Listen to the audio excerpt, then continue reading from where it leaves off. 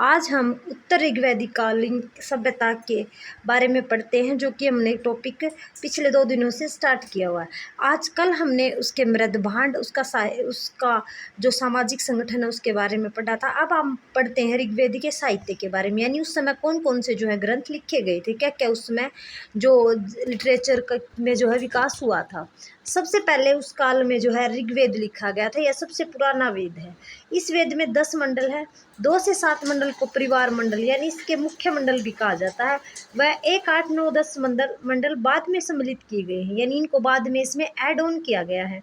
यह 1500 से 1000 ईस्वी पूर्व के बीच लिखा गया था। इसमें 1028 सूतक व 10,580 मंडल हैं। यानी कि आप इसको बच्चों ऐसे कंपेयर कर सकते हैं कि जैसे अपनी बुक के अंदर लेसन होते हैं वैसे सूतक है इसके अंदर, और जैसे अपनी बुक के अंदर पेजेज होती हैं उनको आप मंडल से कंपेयर कर सकते हैं।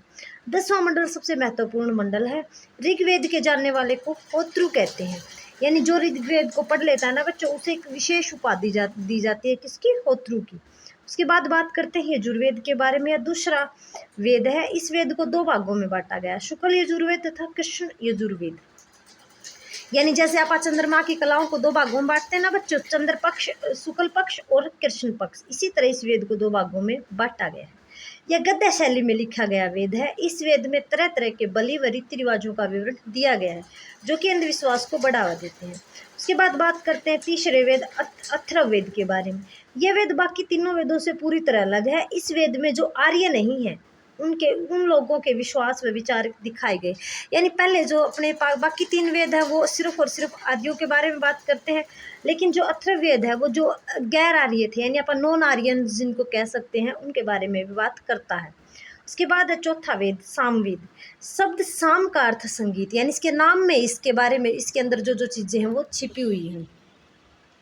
इसमें 1875 शुक्ल है, परंतु अधिकतर शुक्ल ऋग्वेद से लिए गए, यानी ऋग्वेद से एज इट इज़ या उनमें कुछ जो है बदलाव करके लिए गए। सामवेद आर्यों के संगीत के प्रेम को दर्शाता है। सामवेद उदाग्रति द्वारा लिखा गया। उदाग्रति एक विद्वान हुए, उसके द्वारा इनको लिखा गया। अब हमने वेदों के बारे में पढ़ दिया बच्चों। वेदों के अलावा भी उस समय बहुत सारे लिटरेचर की जो है रचना हुई थी, उसमें बात करते हैं आप ब्राह्मण ग्रंथ के बारे में। ब्राह्मण ग्रंथों की रचना वेदों के बाद हुई थी, जिनका विवरण इस प्रकार है। ये भी बच्चों संख्या में मुख्य तौर पर 4 ही बताए गए हैं। पहला ब्राह्मण ग्रंथ है शतपथ ब्राह्मण ग्रंथ है। यह सबसे बड़ा ब्राह्मण ग्रंथ है। इसमें विद्या व पहली जल त्रासदी के बारे में बताएगा। जल त्रासदी से मतलब बच्चों समझते हो, जैसे जल के कारण किसी चीज़ का विनाश होना, बाढ़ वगैरह आना, इसको बारे में बताया गया है। उसके बाद है ऐतरेय ब्राह्मण ग्रंथ। यह ग्रंथ ऋग्वेद के सूतकों को समझाने के लिए लिखा गया है। यानी इसमें ऋग्वेद के जो प्राकृत संस्कृत जो वेद है ना बच्चों, अपने प्राकृत संस्कृति यानी जो आरंभिक समय की संस्कृति उसके अंदर जो है लिखे हुए हैं, तो ये उन चीज़ों को सरल भाषा में समझाने के लिए है। उसके बाद है गोपथ ब्राह्मण ग्रंथ। इस ग्रंथ में जादू टोना, वशीकरण आदि के बारे में बताया गया है। यह ग्रंथ अथर्ववेद की विषय वस्तु पर आधारित है, यानी जैसे अपना अथर्ववेद में जादू टोना आदि चीज़ों के बारे में बताया गया ना, वैसे ही उसकी विषय वस्तु को ध्यान में रखे उसके ऊपर, उसके बेस के ऊपर आप कह सकते हैं, इसमें अथर्ववेद को बेस मान के और तब अपना जो गोपथ ग्रंथ है उसको लिखा गया।